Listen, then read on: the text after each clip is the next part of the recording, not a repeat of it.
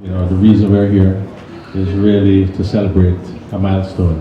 A milestone in a young man's life, from a group of young men straight out the yard, as we say.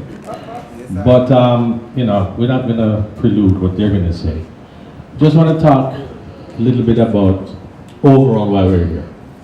I know you guys have heard a little bit about this Dub Rockers label. It's about VP Dub Rockers. So we're going to take 2 minutes to sort of clarify and really introduce Dub Rockers to you and what Dub Rockers is and what the meaning of it is. And then the other thing that we're going to cover before we get into the discussion with the gentleman is really, we hear about this Grammy and we hear about the Reggae Grammy and we hear about people getting nominated and what happens through the process. So we're going to talk a little bit about the Grammys and we want you to get the word out as to how we can influence in our own little way, what the outcome might be come February. All right? So we're going to do that in the early part, and then we're going to have the conversation, and then after that, we'll listen to a little music, and So right now, let's turn things over to this gentleman sitting to my right here. You all know Ted, right? You know Ted? Ted is our a little bit. VP Records, people forget that we are an umbrella company, really. Label. We're a very large label. And we have other brands, other labels that fall under the umbrella of VP. Green Sleeves, 17 North Parade, and our newest, what shall I say, offshoot has been Dub Rockers. So let me turn things over right now to Ted Penham, and he is the label manager for Dub Rockers, and tell you a little about Dub Rockers. Thank you, Richard. So Dub Rockers is the newest imprint from VP, and it is a bridge that is focused on the American market, but also in general, just reggae from all around the world that's being made with live instruments and live music. And Raging Fyah was such a perfect fit. I mean, of course, being such a homegrown band from Jamaica, and just really paying homage to that roots rock reggae sound, but still with an eye on the future.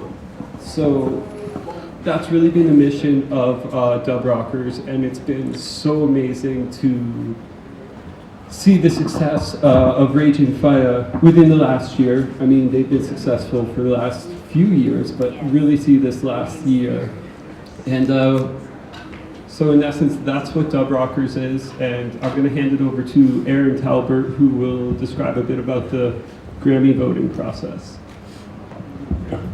Hello, my name is Aaron Talbert, and so talking about the Grammys and what's been going on the last couple of years, each year there's a big drive to get new people to vote, to get new voting members is really what drives who wins the Grammy. And there's a lot of, there's easy access in terms of information, in terms of reaching out to the Voting Academy, also known as NARAS, N-A-R-A-S, online. Registration is $100 a year. If you have, I think it's 6 credits in physical, 12 credits in digital, you can become a voting member.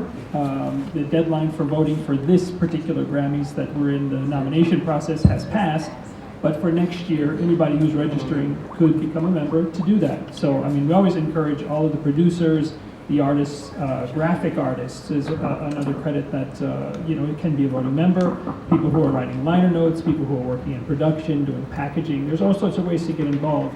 And the main thing is we just really encourage people to get involved because of what it can do in the life and the career of a band like this. And in terms of the music, just the revitalization and continual growth of reggae music. It's all about the new acts coming in and what's happening with Raging Fyah this year. Thank you, Aaron. So, we as Jamaicans, we talk a lot and we always say, yeah man, look, all these different bands and reggae music reach to the Grammys and all of that. And what can I do as an individual, in my little space? With the way social media is today, people, you can do a lot. So the message we really want to get out after today's little session really is for everybody to go out there and share the information about this band. Educate, get them, there's a word in social media called trending. we have to get them trending within the community, within the diaspora. I think that is the mission. You know, that's what we can do within the diaspora as one voice to back whichever band. I mean, just like how we got reggae music, you know, and not to digress, I mean, I even hear that now all of a sudden Obama is there, some, you know, congresswoman is trying to get Marcus Garvey. It's back up again, you know, and that's the power of our influence individually. But guess what? The counteraction now is Jack Jones, and we're seeing more about Jack Jones and nothing about Marcus Garvey. Yeah, unfortunately. But for the music That's purpose, trending. you know, let's do it positively, because we sometimes in our culture, we don't realize how much we can influence. Yes. So we're going to do things like sharing the Facebook page, getting the Instagram, get everybody on board following these guys. Then people will notice outside of. I mean, there's millions of us globally. All right, millions. Stream the songs. Get your friends streaming the songs, and not only that, download it on iTunes. Download the whole album, right? So all right, so let's talk a little bit. You know, somebody said out there, like, man, it's a year ago we brought these guys to Milk River. That's right. That's right. So we're gonna say from Milk River to the Grammys, eh? Isn't that interesting? So, Kumar, we're going to ask him to sort of talk to you a little bit about it. It's been a great year.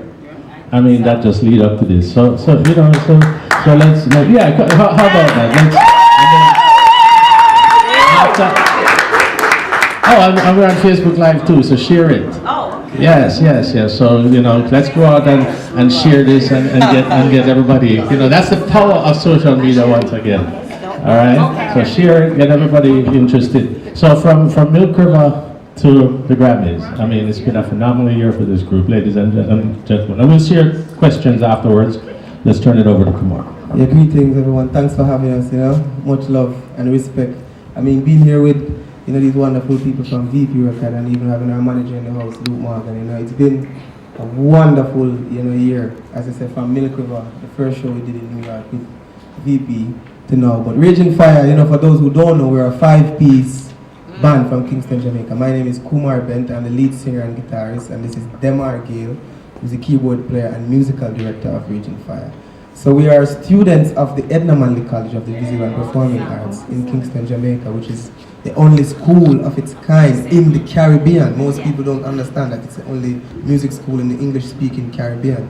So, yeah, so with that said, like, we've been, you know, playing music not just as a self-contained unit, but also as musicians for artists namely Vibes Cartel, Freddie McGregor, Marcel Griffith. We've been playing for everybody in the industry since 2006, you know, as a backing band. But 2010 we decided to just, you know, not play for anybody anymore, because I think, not that we were tired of them, but we were kind of tired of actually standing on a stage and giving all our energy to, you know, to sometimes the artists themselves are not fully, I wouldn't say educated, but they're not fully aware of what they're doing in terms of the business of the music and how to actually break the mold of, you know, just having a hit record, a famous song, and people just know your famous song, and that's it. There's so much more to actually creating a career, you know, out of music and actually being, you know, ambassadors for the culture. You know, so being musicians who are trained musicians who,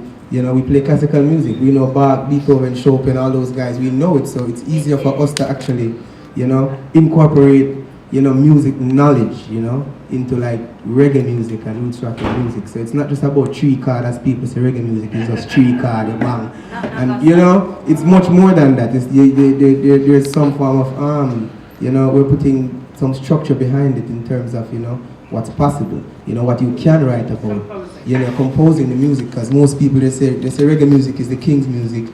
You know, big up Haile Selassie, Rastafari, we love that. But I think reggae music in itself is just something that's going to bring the world together, along with the ganja.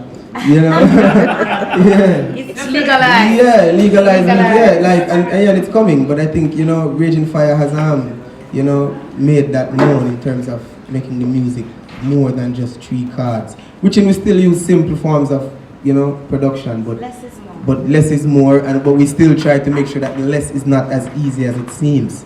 You know what I mean? There's still, you know, dedication and actually, you know, groove involved. So being a 5-piece band over the years, you know, like we really 5 boys?